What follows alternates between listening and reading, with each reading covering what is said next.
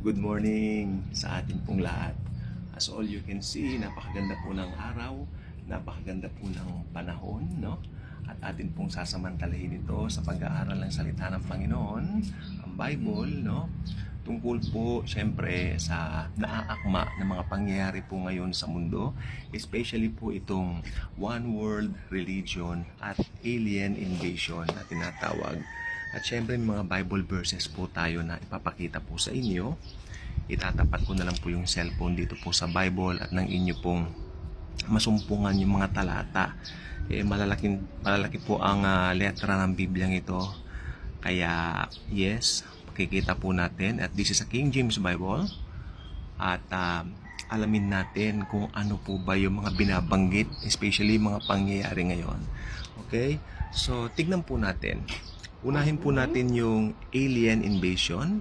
Sa alien invasion, na sinasabi po nila, huwag tayong padadaya na alien yon. Dahil ang Diyos, si Lord Jesus Christ, siya ang nag-create ng buong mundo. At sa kanya pong creation, dito po sa mundo, tao po talaga ang pinaka-create niya. No?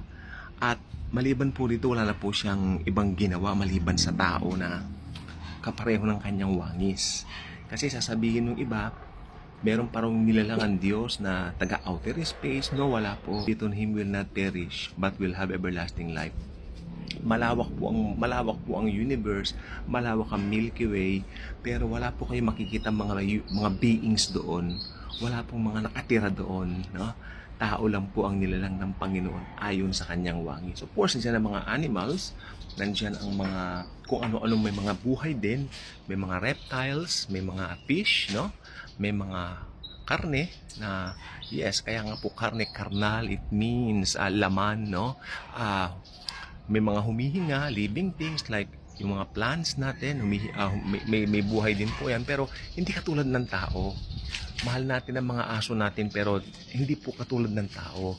Nilalang po ng Diyos ang tao ayon sa kanyang wangis. Yan ang banggit ng Genesis chapter 1 verse 26 at sa 27, at nilalangan niya ang tao ayon sa kanyang wangis. Ang linaw po niyan. Ang nakakabahala para doon sa mga, syempre, yung mga hindi ligtas, no?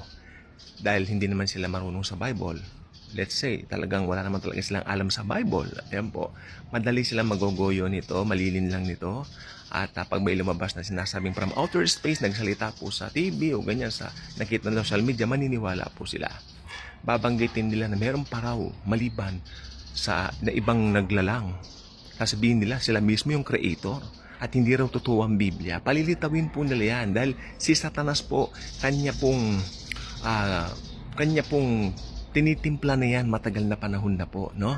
At ngayon nga po, syempre, we're at the end times at well, nakapagpasalamat na ba kayo sa Panginoon dahil nasasaksihan natin ang end times? It's something na talagang, wow, Lord, thank you.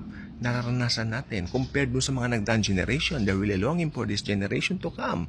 Nandito na po yung mga nasa Bible po lahat yan. Yung UFO, yung one world religion. Pero yung UFO po, talaga demons po yan. It's demons. Mga demons. May mga disclosure na pinapakita na may mga aliens na naglalakad sa ganito, especially 1940s, para late 1940s may nakita na. Pero mga demons po yan, trying to deceive people. Gustong palitawin ni Satanas na lolokohin niya gustong palitawin ni Satanas na ang Biblia ay fake. Yan ang gusto niya. Pero hindi po mangyayari yan. Ang salita ng Diyos mananatili magpakilanman. Ano po?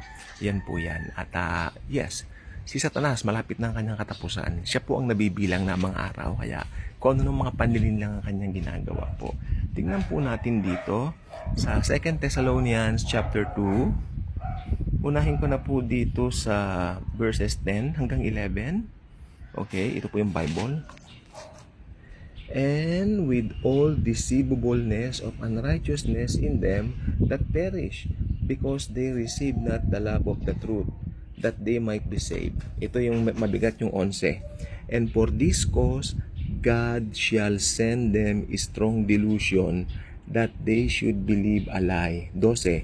That they all might be damned, who believe not the truth, but had pleasure in unrighteousness. Yan, tingnan po ninyo yan.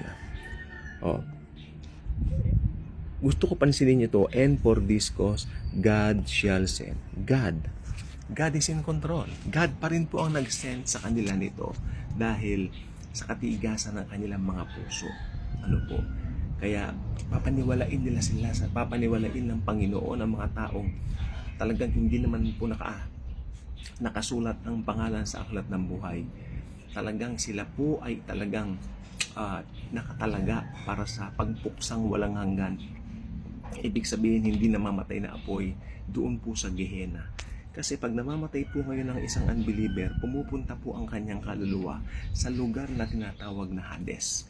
Doon siya maghihintay ng paghukom. Okay? Doon siya yan po yung mga naniniwala sa mga UFOs. Ngayon, yung sa one world religion, ikakapit din po natin ang talatang ito. Pwede rin po yan kasi delusional din yung mga taong kakapit sa ganong sistema. Delusional yung mga taong maniniwala na ang kapayapaan makakamit kapag ka nagkaisa lahat. Paniniwalain nila na parang hindi na mahalaga yung ginawa ni Kristo kasi ang mahalaga lang pala, may kapayapaan na pala tayo kasi nagkakaisa tayo, which is not true. Sabi ni Jesus, I am the way, the truth, and the life. No one cometh to the Father but through me. At sinabi rin ng Panginoon na, for God so loved the world that whosoever believeth in Him, for God so loved the world that He gave His only begotten Son.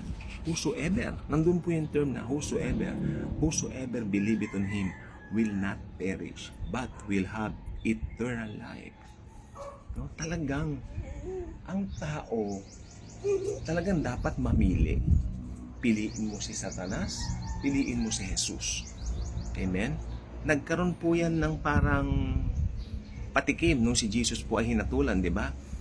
Pinapili ni Pilato si Barabas o si Jesus. Ano ang pinili ng karamihan? Si Barabas. So, ganyan din po ang mangyayari sa end times. Pipiliin nila si Satanas laban sa King of Kings and Lord of Lords.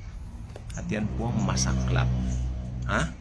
Masaklap po yan. Kaya nga po, ngayon, since naa-unfold po sa atin ang lahat ng mga pangyayaring to, mga UFOs, no? May disclosures, ang dami yan. At naniniwala pa nga yung iba na mas marami pang mga darating na mga disclosures na ng mga tungkol sa aliens. Pero tayo mga mananampalataya, no?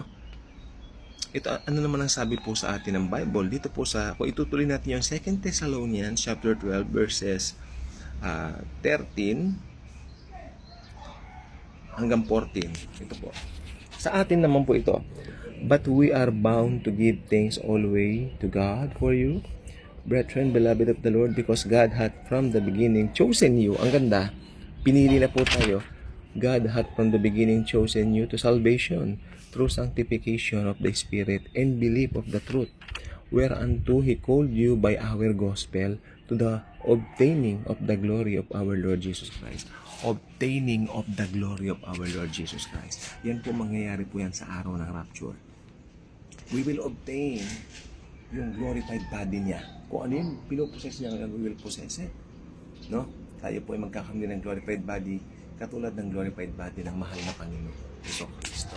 Ka-good vibes na ba kayo? Kung hindi pa, inaanyahan ko kayong mag-subscribe dito sa ating munting channel. Hindi naman po ganong kalakihan channel na ito. Hindi po ako nandito to compete for other big channels, no?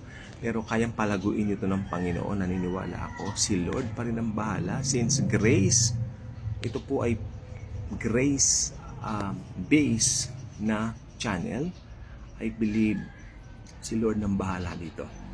Pero kung magra-rapture na, mas piliin na lang po natin yon. At itong mga bagay na ito, talaga po naman gagamitin ng Panginoon maski sa tribulation. Thank you. God bless.